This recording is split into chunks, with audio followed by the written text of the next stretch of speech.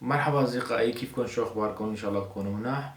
اليوم راح نشرح لكم درس مهم كتير كتير على اللوجيك برو. اللوجيك برو برنامج تسجيل. بدنا نشرح شغلة اسمها ضخامة الصوت. يعني مثلا إذا بدك تسجل إيقاع ميدي، سواء كان ميدي أو بدك تسجله من أورج أو شو ما كان، بدك تعطيه ضخامة، يطلع شي ضخم، مثلا شي يكون الكواليتي تبعها يكون هيك فخم، مثلا يكون فيها باص كتير. يعني إذا بتسمعه ما بيكون فاضي.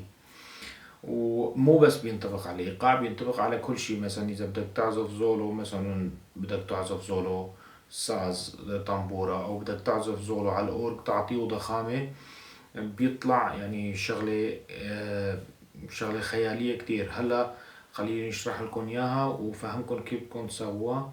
واكتبوا لي بالتعليقات شو بدكم اغاني اسويها مرة جاية. على درسنا، وبدنا نورجيكم كيف بدنا نضخم الصوت. هلا انا عندي هذا البروجكت.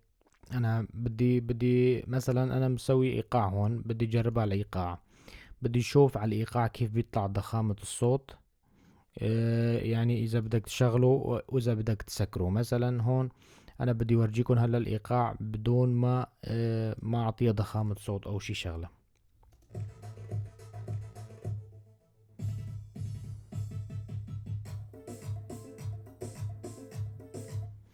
هلا بقى بدنا نجي نعطي ضخامة صوت. نجي لهون مثلا، نروح على الديناميكس، نروح على مول بريسيسور، نكبسه.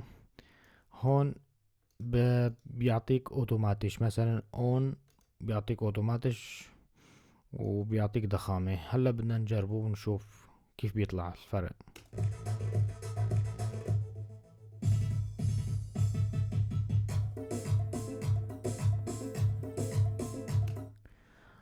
طبعا مثل ما شفتوا يعني فرق كتير كتير كتير واضح. يعني في فرق كتير كتير. يعني فينك تقول 50% بيعطيك فرق، يعني بيعطيك ضخامة وكواليتي أكتر.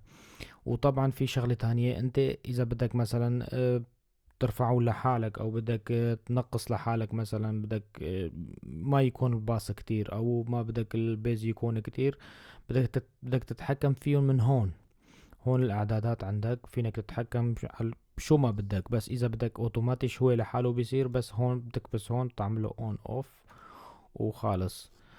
وطبعا اذا عندكم اي اسئلة وعندكم اي شي، بدكم شرح، بدكم اغاني، شو ما بدكم اقتراحات، يعني بيهمني رأيكم كتير، تكتبوا لي بالتعليقات. وشكرا لكم.